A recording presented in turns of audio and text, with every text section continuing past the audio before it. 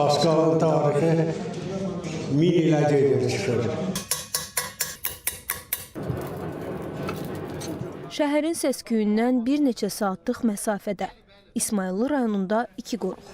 Söhbət Baskal və Lahıc tarix mədəniyyət qoruqlarından gedir.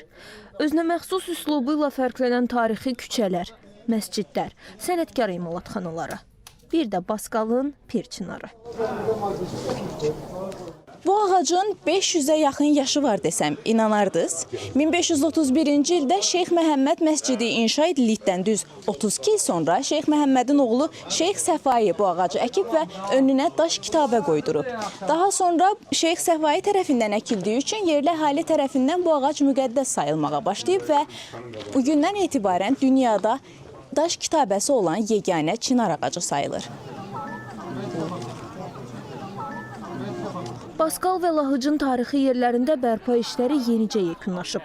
Dəmirçi Bazar küçəsi, məscid, hamam və s.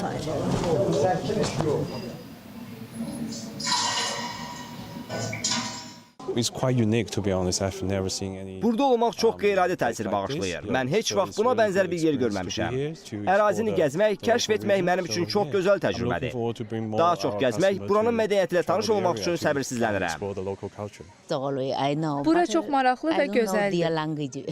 Gözəllik demişkən, Baskal həm də Kəlağayının paytaxtı sayılır.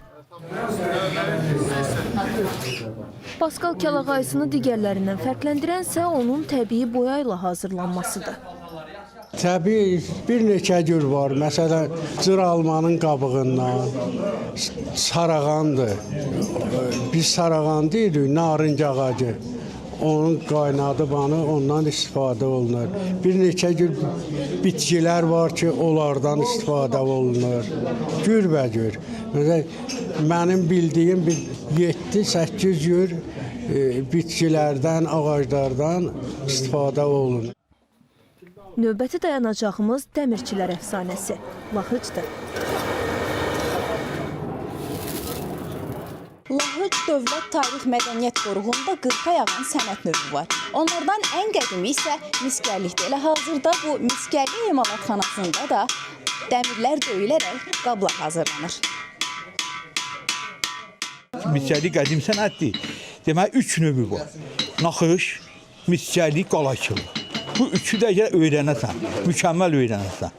İndi onları uşaqlarımıza da öyrətmişik, hamısı. O vaxt burada ustalar çox işləyib, bizə öyrədiblər. Lahıcda dəriçilik və naxışçılıq da qədimdən bugünə qədər qorunub saxlanılan sənətlərdəndir. Qabların üzərinə vurulan naxışlar və metal işləmələri sənət nümunələrinin əsas hissəsini təşkil edir. Qədim küçələri, hələ də yaşayan sənətkarlıq ənənələri və hər daşında hiss olunan tarix.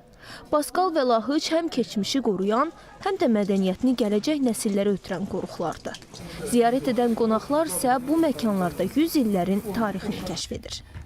Lalə Allahverdiyeva, Fidan Şakir qızı, Kamran İsayev, ASTV Xəbər.